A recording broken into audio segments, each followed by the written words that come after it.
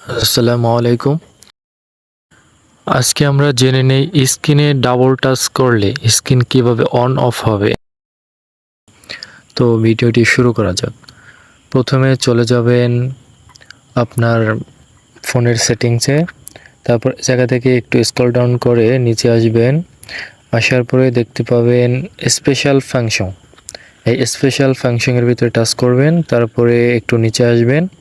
নিচে আসার পরে দেখতে পাবেন মাইক্রো ইন্টেলিজিং, এটার ভিতরে ক্লিক করবেন। তারপরে আপনি পাবেন